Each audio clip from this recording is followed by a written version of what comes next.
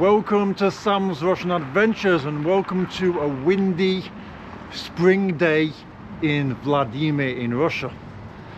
So whether you've watched my channel or not, I don't know, but I'm an English guy that's lived in Vladimir in Russia for about 21 years now. And this year there's been a change in the rules with regards to who can apply for residency in Russia. And the relaxed rules have now meant that pretty much any foreigner from a NATO country can come to Russia and can immediately apply for residency under what's been kind of termed the shared values visa. Essentially that is residency, temporary residency permit with relaxed rules, so you don't have to know Russian to take the exam. You don't need to apply for an allocated space. You can just come and apply. And so there's been loads of services set up by law firms to help people that want to apply.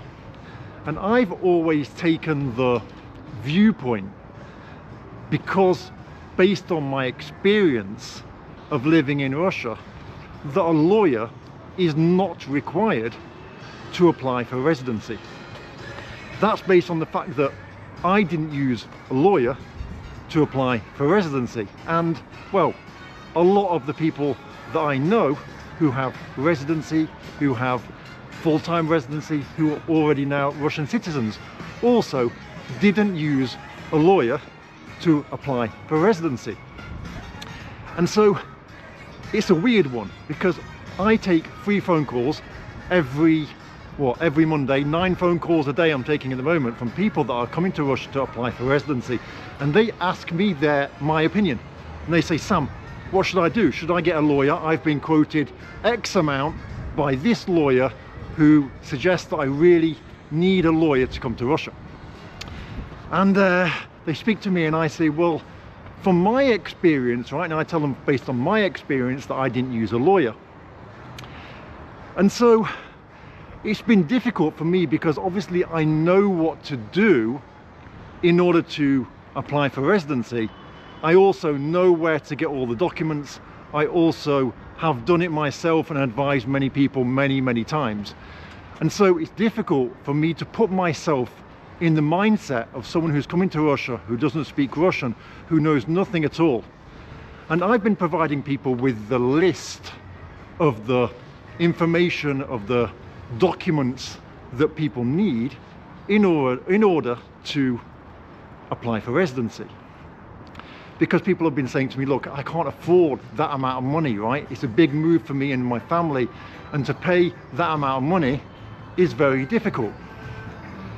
But have I been giving out the best information? I've been trying to, but perhaps I haven't. So this is a place I've been to in a few of my videos, and it's a former musical instrument factory. My friend from Switzerland, he did the designs up here. He lives in Vladimir, a foreigner. And I'm going to go here now. I'm going to grab myself a cup of tea and carry on the video. So here we've got a wine bar, and I've been here a few times in my videos. You might have seen it, but it's really cool. They've got loads of different wines you can buy, loads of different exclusive wines, and in the evening it's really popular here. Loads of people come here, you purchase the wine, they open the bottle for you, and then you can take it away and take any of these like zakuski that come with the wine, the olives and the cheeses, and you can come and sit in here if you want to. Sometimes they have DJs here, they have classes teaching about different wines. Oh, this is really cool. It seems to be some sort of letters that people have stuck up there. I can see lots of different languages. So the next business that's here, this is a studio cafe that you can come in and you can cook meals in. People hire it, and it's almost like a studio kitchen, like from the TV. And people come here, and you can come here with a party and you can cook meals and stuff. So there's a class going on inside there at the moment. And then here you can see it's like it doubles up as a cafe and also a studio, and then the main studio is through there. So it's Easter in Russia, and this is a Russian Easter tradition. You see, we've got this kulichi. This is called kulich or kulich. And look at all the different ones. Красиво, некрасиво. So check it out over here. We've got Donkey Kong. Who remembers Donkey Kong? Ooh, almost fell over.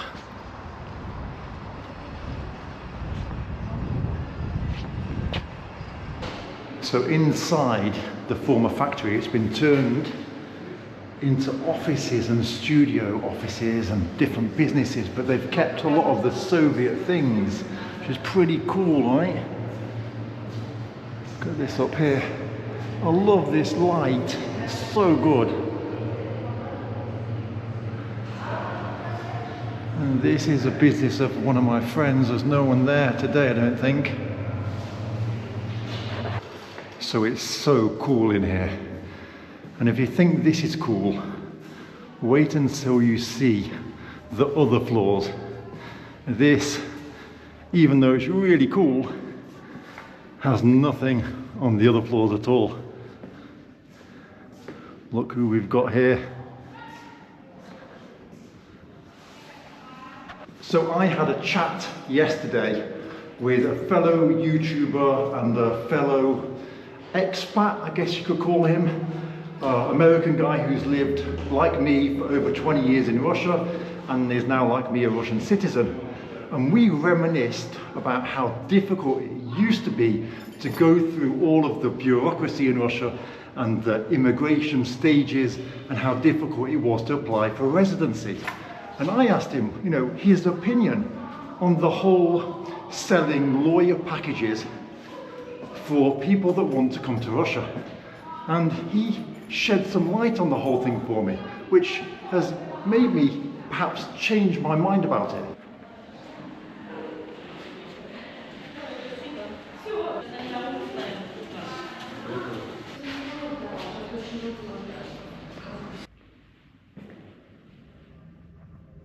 So the person that I spoke to was Tim Kirby, the man, the myth, the legend. And he told me his opinion with regards to the whole using a lawyer to obtain the residency permit. And he said, yes, Sam, I agree that when we went through the process, it was more difficult, there was much more bureaucracy involved, there was no one to help us.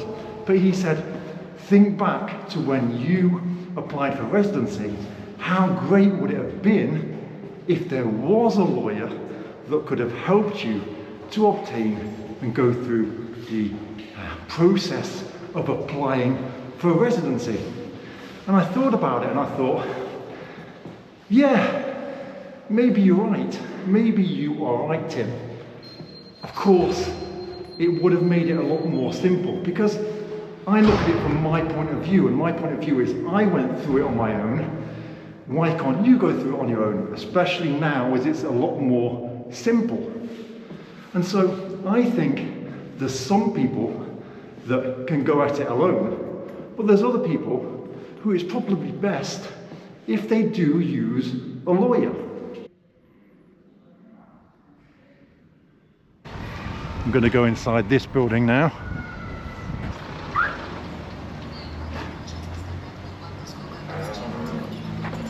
And so the two reasons why I've been against telling everyone to use a lawyer if they want to apply for residency in Russia is because firstly, everyone's looking to YouTubers like us for information, for guidance, for advice about how to go through the process of applying for residency in Russia.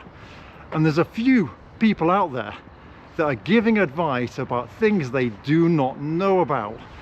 And people call me because I have these free calls, right? So every Monday I take free phone calls and people say to me, this YouTuber said if I want to come to Russia I should use this lawyer. And I say to that person, it's interesting because the YouTuber who's told you to use the lawyer doesn't even have residency themselves, right? So they're giving advice about how it's best to apply for residency when they don't even have residency themselves. And they're also not explaining that they're going to get a commission when that person purchases the lawyer package.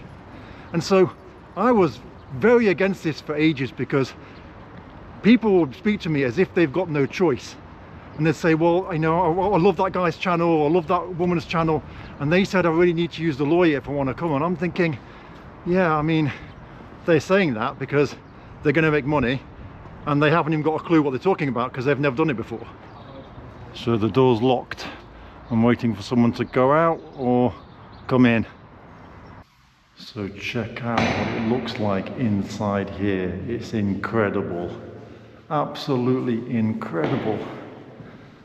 And this is just the start. I've got some, I don't know what this would have been. If you know, let me know. Got some mechanics going on there. And if you haven't seen this already, you're going to be amazed. What an amazing job they have done at restoring the factory. It probably looks better now than it did when it was in use, right? I mean, it's absolutely amazing. It really is incredible. Look at this.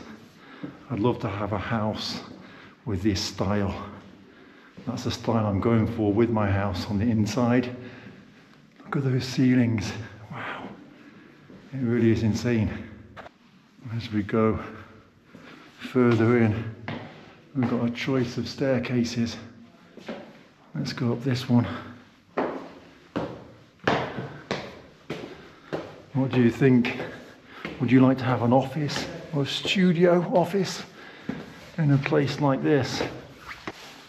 Okay, just incredible, right? Just incredible.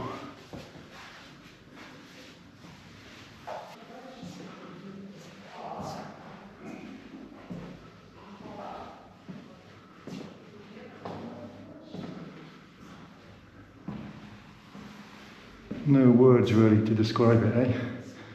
Just amazing. I'd love to have an office here, I really would. It's just so cool. So cool.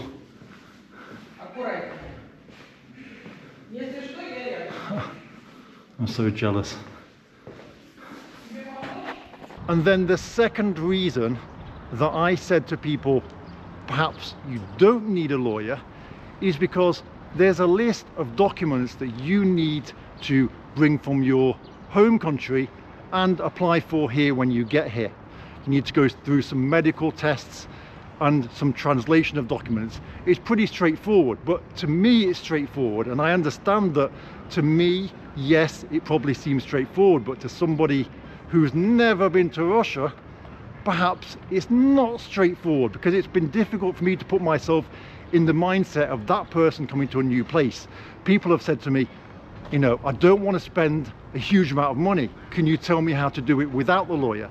And of course, I've been given the advice of how to go about collecting the documents and doing the process without actually paying for a lawyer. You see, the thing is, and this is something that nobody says, is whether you use a lawyer or not, you still have to go and get the documents all yourself. And so I've been explaining both ways. But at the same time, I understand that people who are coming to Russia for the first time, perhaps it will be helpful for them to have a lawyer to help them go through the process, to explain where to go to tell them which is the best place that they can get the documents from, to perhaps order a taxi for them, to help them through the process. Because if you're coming to a new country and you've got a family and you've got kids running around, perhaps it's going to be more beneficial for you to use a lawyer. You've just got to understand that the people promoting the lawyers are getting paid for promoting the lawyers, right? And so understand that there are two ways to go about it, but some people are going to go about it without the lawyer. The kind of people that have already traveled the world, right? The kind of people that are coming here probably on their own. The kind of people who don't mind going through the hassle and confusion to save, you know, $1.5 grand essentially. But if you've got that 1.5 grand and you've never been to Russia before, then probably it's best for you to use a lawyer. I'm not going to tell you what lawyer you should use.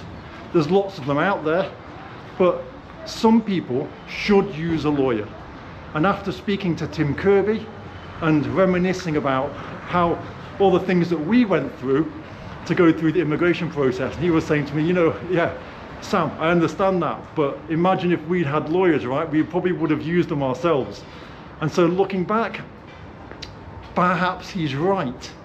And some people should use an immigration lawyer to handle the process for them.